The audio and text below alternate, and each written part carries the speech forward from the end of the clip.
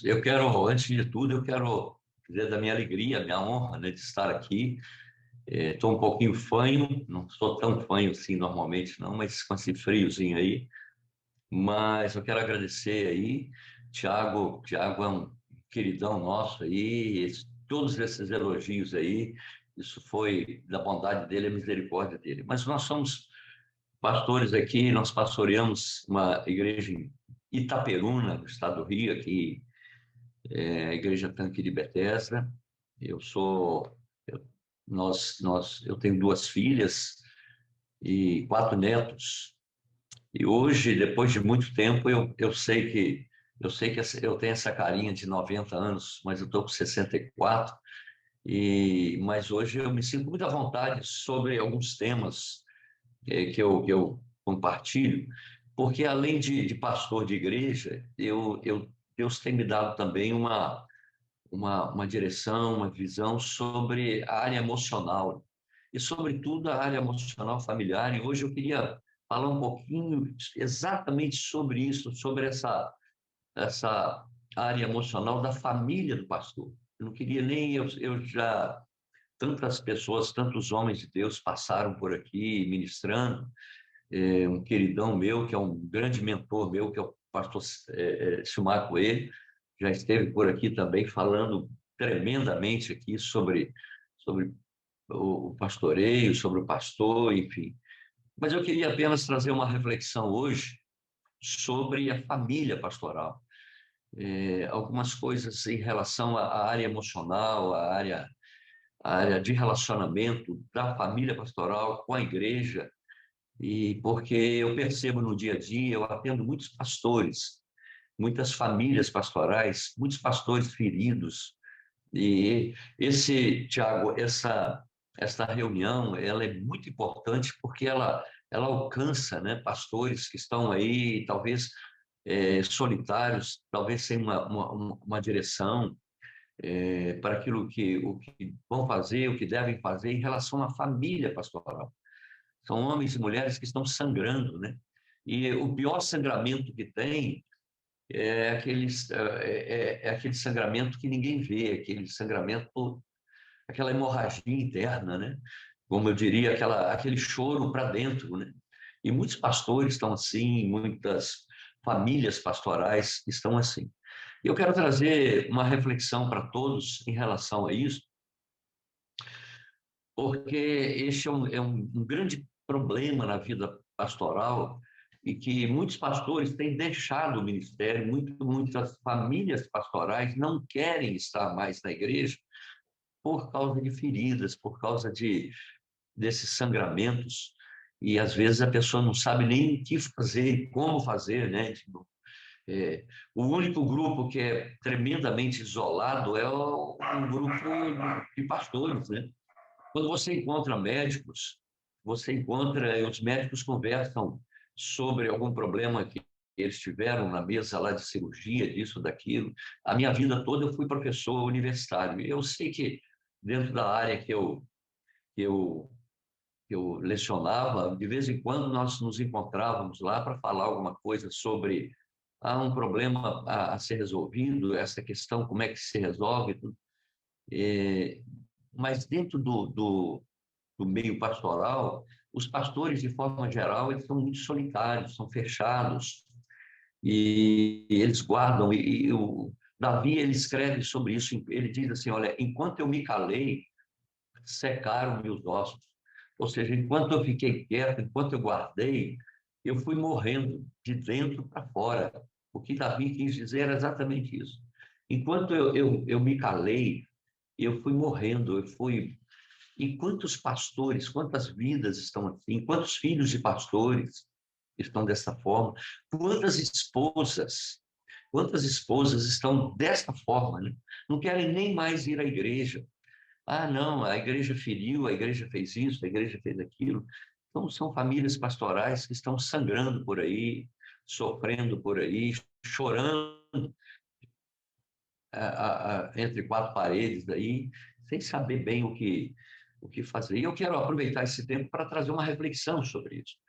Lá no segundo livro de Reis, lá no capítulo 4, o primeiro versículo, traz uma informação, se me permitir, eu vou rapidamente folhear aqui, segunda Reis 4, tá aqui, o primeiro versículo diz assim, olha, e uma mulher, olha só, uma mulher das mulheres dos filhos dos profetas, clamou a Eliseu, dizendo, o meu marido, teu servo, morreu, e tu sabes que o teu servo temia ao Senhor, e veio o credor para levar os meus dois filhos para serem servos.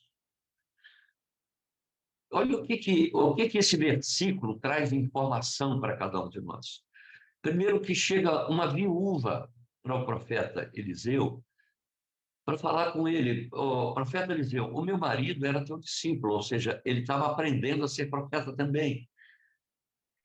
É como se ele dissesse, olha, o meu marido também era pastor, ele morreu, e ele era um homem que temia a Deus. Olha, era um homem bom, era um homem temente a Deus, mas olha o que acontece com a família dele.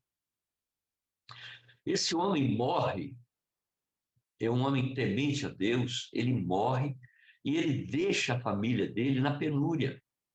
O que ele deixa para a família são dívidas. A marca que ele deixa para os filhos é uma marca de escravidão.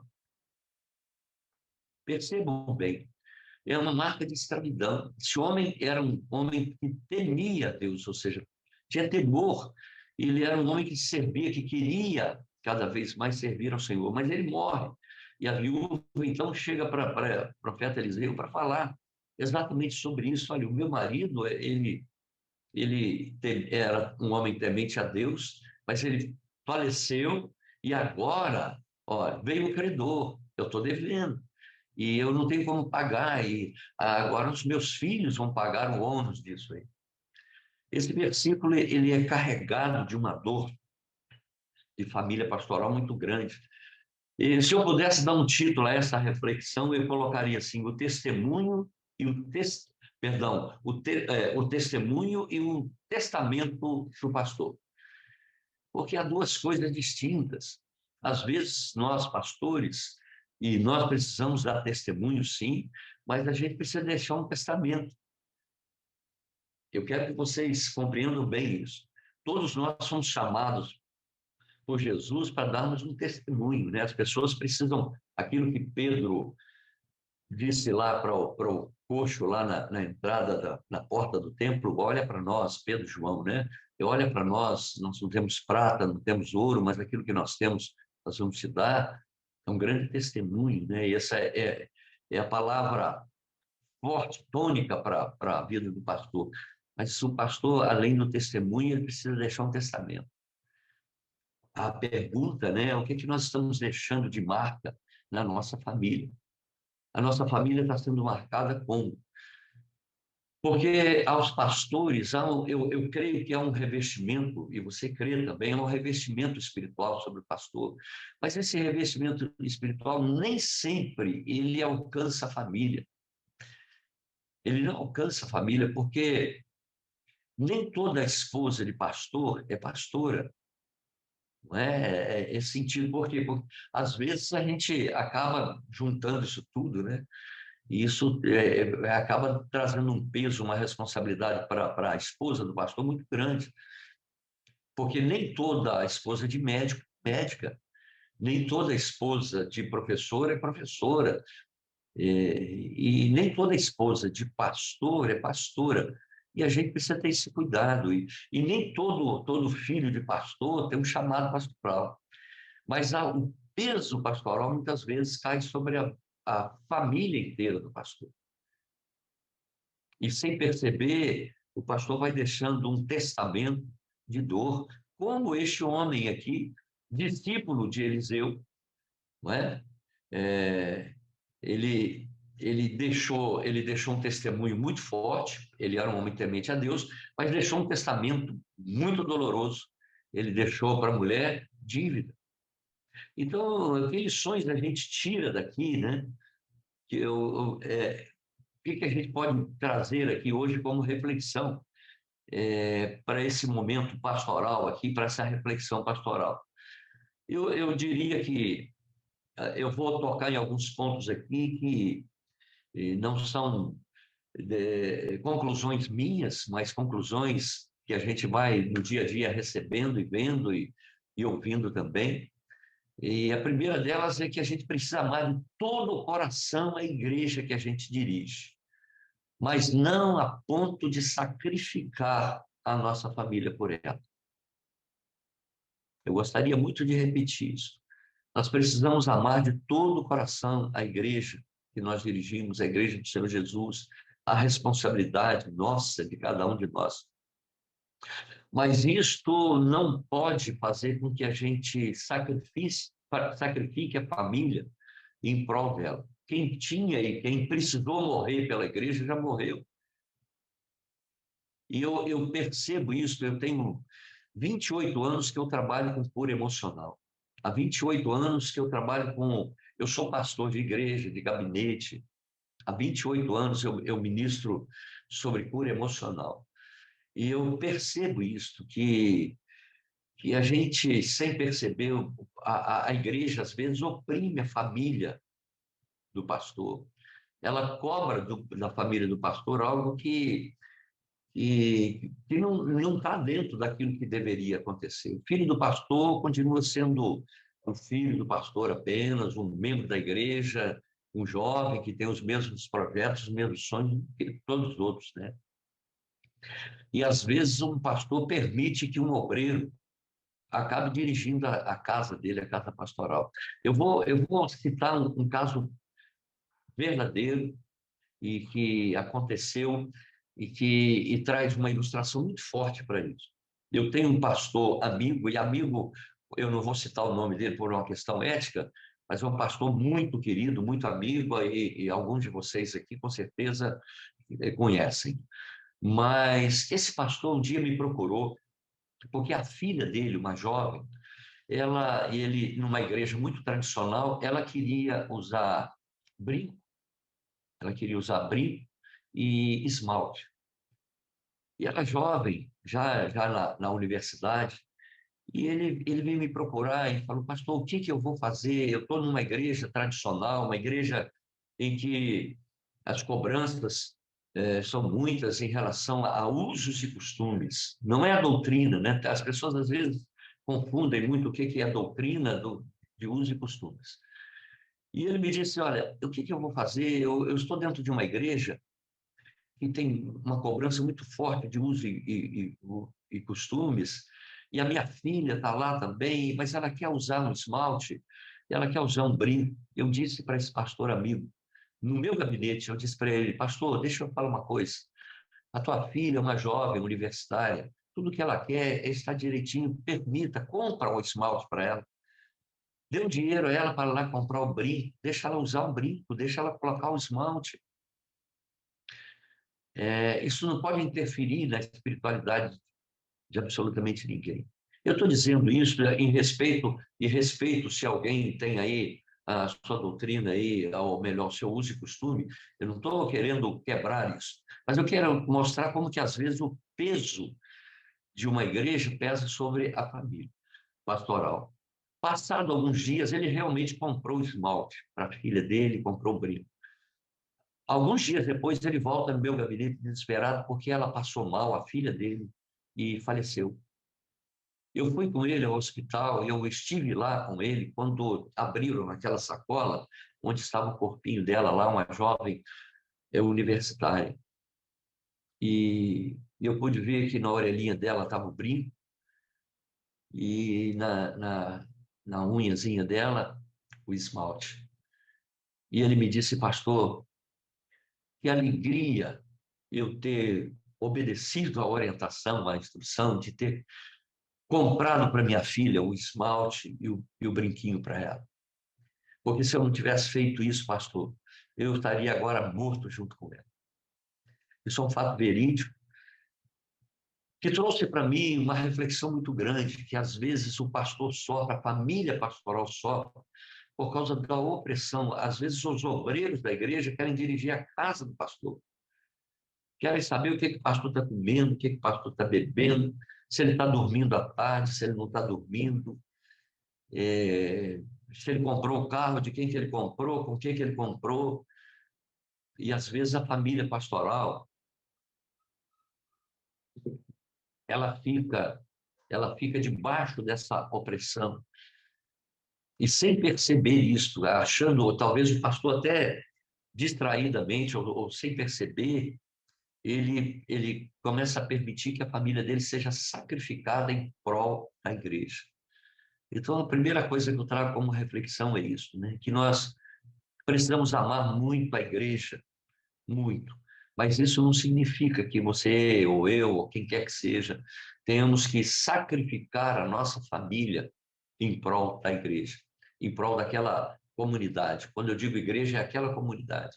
Porque quem, como eu disse, quem precisou morrer pela igreja, já morreu pela igreja, que é o nosso Senhor Jesus Cristo. Há uma segunda coisa que me chama muita atenção na vida pastoral, na vida familiar pastoral, é que muitas vezes o pastor e a família misturam os relacionamentos. E isso traz dor, traz decepção. Não misture a tua família biológica com a família espiritual, com a igreja. E eu vou explicar muito bem isso, porque é, a família pastoral muitas vezes se envolve emocionalmente com os membros da igreja. Mas vai chegar um dia que um membro da igreja vai virar as costas e vai embora.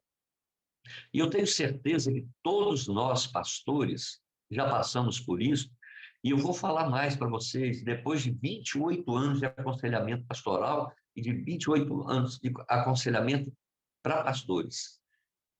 Esta é a grande ferida na vida do pastor e da família. É a decepção.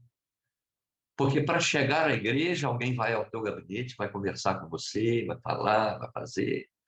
Mas para sair, muita gente vai virar as costas e ir embora. E vai ignorar se você tem um vínculo de amizade, se você tem vínculo emocional. E os filhos, eles criam vínculos emocionais. A gente precisa ter muito cuidado. Claro que a gente precisa amar e a nossa família está envolvida com igreja, mas os vínculos emocionais, os amigos precisam ser amigos para sempre. Não dá para ser amigo enquanto estão ali dentro da igreja. E essa ruptura é uma grande ferida. Para você ter uma ideia dessa ferida, Davi, no Salmo 55, ele fala sobre isso. Ele diz assim, olha, se fossem os meus inimigos, eu estou colocando aqui no meu linguajar, né? Na minha tradução livre. Se fosse o meu inimigo, eu estaria preparado para lutar contra ele. Se fosse meu adversário, eu saberia o que fazer. Mas não, és tu, meu amigo, que andava comigo, praticava, ou seja, frequentava a minha casa e íamos juntos adorar o Senhor. O que Davi está escrevendo ali? Que a grande decepção dele, e que é a grande decepção de cada pastor e família pastoral, está exatamente no vínculo de relacionamento afetivo. E esse é o grande problema que nós enfrentamos como pastores. É quando a nossa família, ela se envolve tão fortemente com a igreja, emocionalmente, que quando alguém que frequentava a nossa casa e frequentava a nossa vida, e essa pessoa sai, ela, ela, ela não permanece com o vínculo de amizade. E isso é uma ruptura, um sangramento muito grande. Até porque eu quero dizer uma coisa para vocês todos, pastores aqui. A intimidade diminui a autoridade. Quanto mais um pastor e a família pastoral tem intimidade com as ovelhas, menor será a autoridade dele sobre a ovelha. Porque a intimidade, a proximidade, ela diminui a autoridade. E essa, essa intimidade, quando não bem cuidada, não bem trabalhada, isso atrapalha e fere muito a família. Muita coisa. Eu tenho certeza que cada um de nós aí temos amigos fora da igreja, ainda que sejam amigos de infância. São pessoas que são amigos de infância e talvez nunca tenham frequentado ou estado na igreja, mas permanecem com um vínculo qualquer de amizade, e aí, como é que tá e tal, talvez lá da escola, talvez da vizinhança, talvez da universidade, enfim, seja lá no trabalho, até amigos do trabalho, que permanecem, eles permanecem. E independente de se o Flamengo ganhou, se o Botafogo ganhou, se quem perdeu, eles permanecem. Mas nem sempre é assim na igreja. Eu estou tocando, chamando atenção para uma outra ferida, que talvez fosse aquela mulher falando com o profeta Eliseu, pudesse estar falando também. Ó, o meu marido também, nós sofremos uma grande decepção também. Então, essa é uma outra situação aqui. A gente precisa ter esse cuidado para não misturar tanto, né, a família biológica com a família espiritual. Isso não significa que cada um vai estar num canto, não. Mas significa que a gente precisa ter muito cuidado com quem entra e abre a nossa geladeira. Muito cuidado, porque o envolvimento emocional é que traz profundas feridas. Porque as feridas mais profundas da alma de alguém são as feridas das pessoas que estão mais próximas. Não é? Ninguém que esteja longe vai ferir você.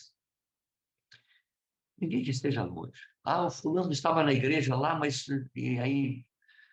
aquelas pessoas que estão próximas, aquela com quem você compartilhou, com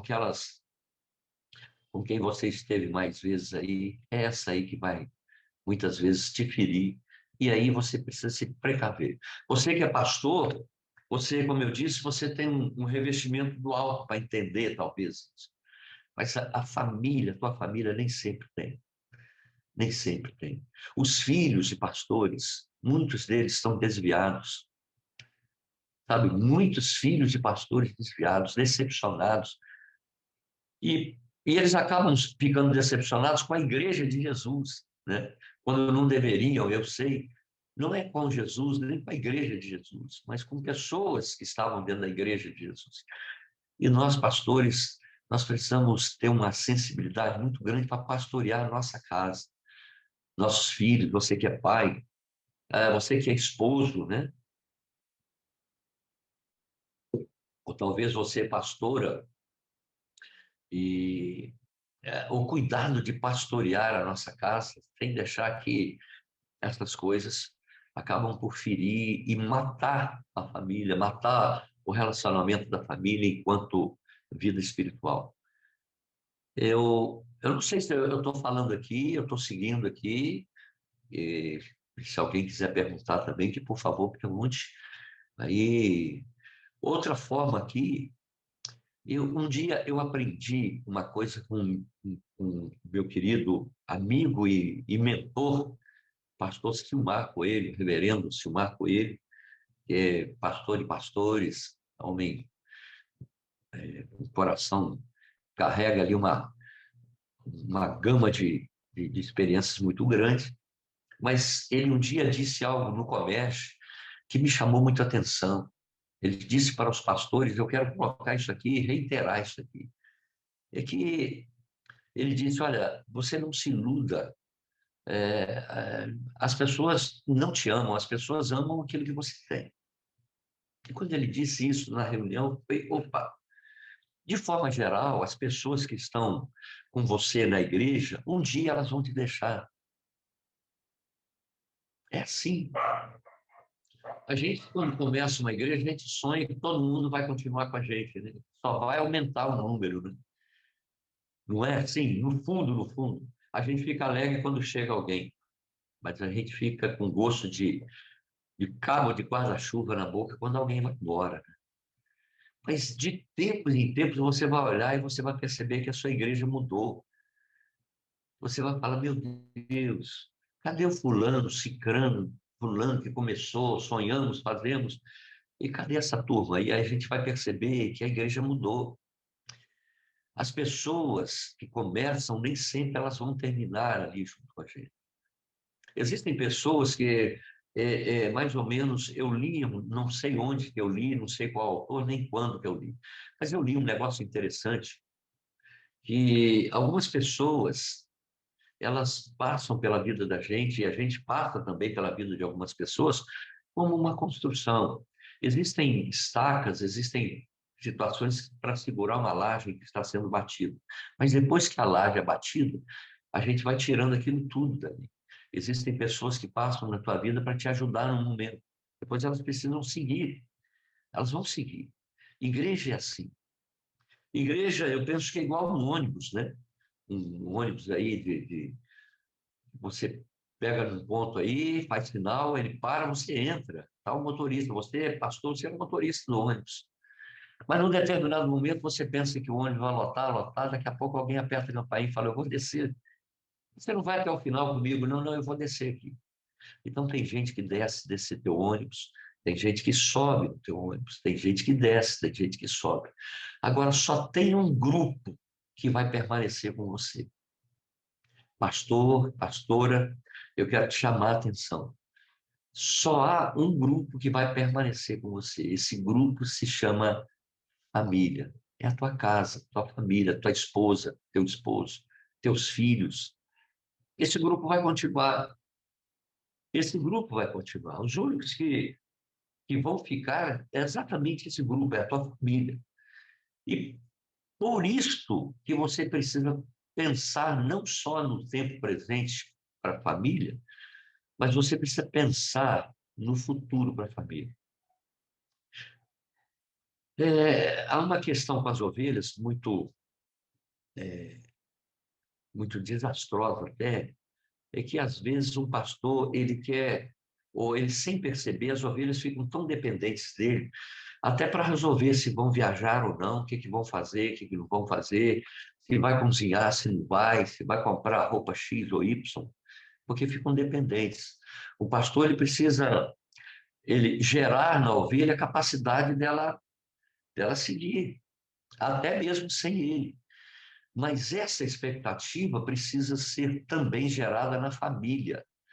Eu vou voltar ao texto aqui, que nós estamos falando dele aqui, da viúva que estava falando com o profeta Eliseu, sobre o marido que faleceu e deixou ela com dívidas. E os filhos vão ter que pagar por causa das dívidas. Então, eu quero chamar a atenção aqui que nós precisamos pensar, nós pastores, pensar no futuro da família, sabe? Amar a igreja, mas amar a família. A sua primeira igreja, quando nós chegarmos diante do Senhor, o Senhor não vai perguntar quantas almas nós alcançamos. Não vai. Ele vai perguntar, cadê a sua família? Ele vai falar comigo, Arnolfo, cadê a sua família?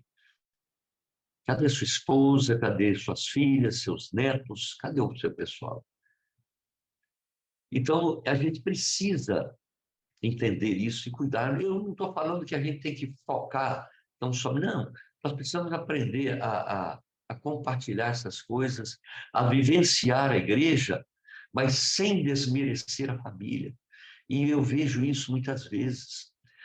Pastores deixando com a família de lado. Sabe, eu quero mais tarde falar sobre isso, sobre o papel do pastor aqui, para trazer paz de espírito.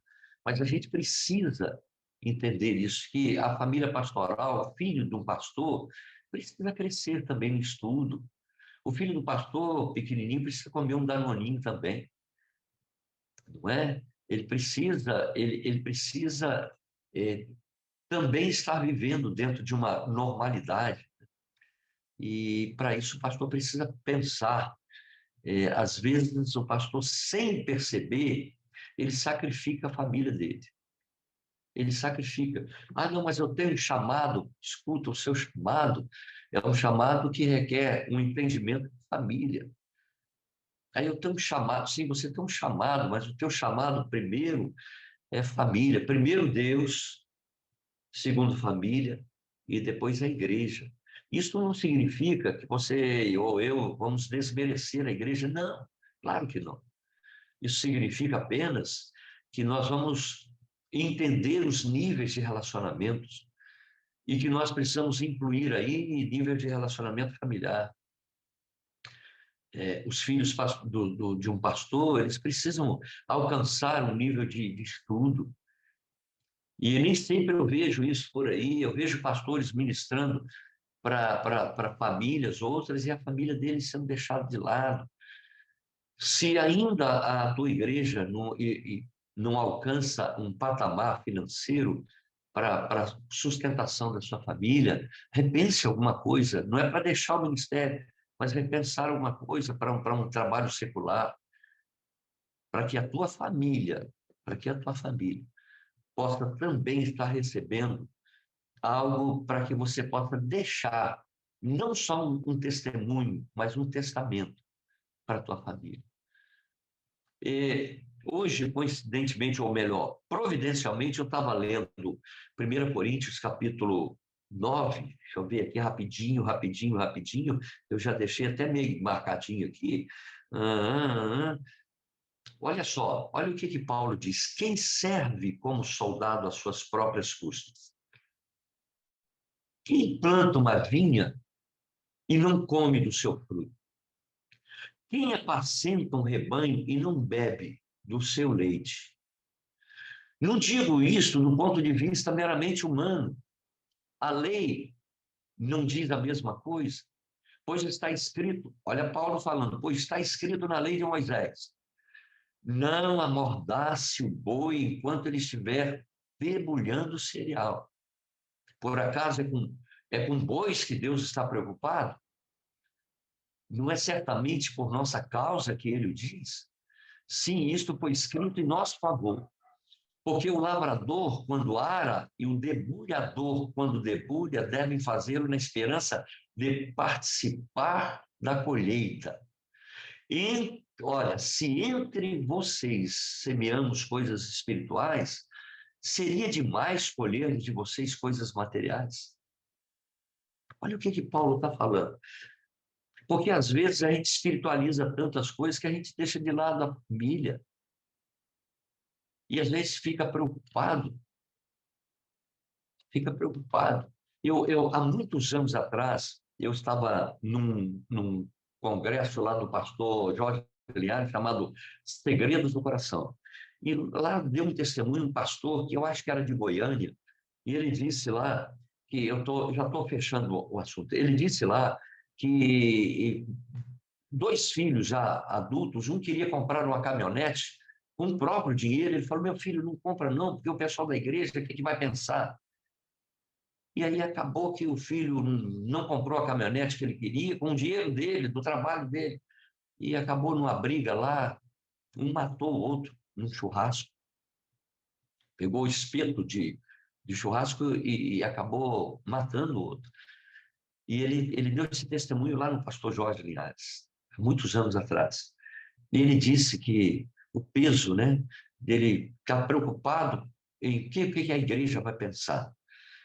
Sabe, irmãos, nós pastores, às vezes sofremos isso. Se você tem um carro ruim, e você já ouviu muito sobre isso, se você tem um carro ruim, tem gente na igreja que vai falar que você está em pecado. Fala, esse miserável está em pecado, esse gordinho que ele usa aí, esse Volks 68. Mas se você tem um carro melhor, ele fala, esse miserável está roubando. Então a gente precisa tomar medida para que a gente não sacrifique a família em prol de apenas o que eles vão pensar. As pessoas sempre vão pensar alguma coisa sobre você. A gente só precisa ser honesto, a gente só precisa ser equilibrado, ter um testemunho maravilhoso com Deus, mas prestar atenção às coisas da família também, às necessidades familiares também. Eu quero fechar o assunto aqui, eu quero fechar esse assunto. Eu acho que eu me alonguei demais aqui, eu peço até perdão aí por isso, mas eu vejo muitos pastores e famílias pastorais ali com ansiedade na vida pastoral, porque estão tentando romper com algo que não estão conseguindo. É necessário que você encontre o seu ministério e o ministério da tua casa, para que vocês tenham alegria e paz de espírito. O que eu quero dizer com isso? Irmãos, a gente precisa pedir ao Senhor um discernimento para saber o seguinte: Senhor, o Senhor me chamou para ser pregador da palavra, O Senhor me chamou para ser um profeta, o Senhor me chamou para ser um pastor de ovelhas. Há uma diferença grande. E dentre pastor de ovelhas, escute, eu sou um pastor dirigente de um ministério. Eu sou pastor presidente de um ministério pequenininho, mas é um ministério. Dentro da igreja onde eu presido aqui em Itaperuna, eu tenho comigo ali 26 pastores. Cada um no seu setor, 26 pastores. Então, eu quero te dizer o seguinte: existem uns pastores com chamado para dirigir um ministério. Existem pastores que têm um chamado para dirigir igrejas. E existem pastores que são chamados para dirigir um setor de uma igreja, um departamento ou algo de uma igreja, um ministério da igreja, ou da juventude, ou de intercessão, ou das mulheres, enfim. Às vezes, a gente ainda não tem um discernimento disso, e aí a gente coloca uma família inteira sofrendo. Que nós possamos pedir ao Senhor isso, um discernimento, para que a gente possa saber, Senhor, qual é o meu chamado? A gente tem a certeza do chamado, mas às vezes a gente não tem a certeza do local do chamado. Eu fui chamado para dirigir um ministério, eu fui chamado para dirigir uma igreja, com o seu gabinete, com os seus problemas, ou eu fui chamado para dirigir um departamento da igreja e ter paz de espírito. Que Deus abençoe vocês, me perdoe se eu me alonguei, Deus abençoe. Eu quero agradecer mais uma vez aqui, pastor Tiago Coelho, um amigo muito querido, a todos vocês que estão aí, que o Senhor esteja abençoando rica e poderosamente a vida de vocês. Eu declaro a bênção do Senhor sobre o ministério, a bênção do Senhor sobre a família de cada um de vocês, que haja sempre, sempre envolvimento da graça de Deus, do Santo Espírito de Deus sobre a casa de cada um dos pastores. Famílias pastorais sejam curadas em nome de Jesus. Amém. Amém.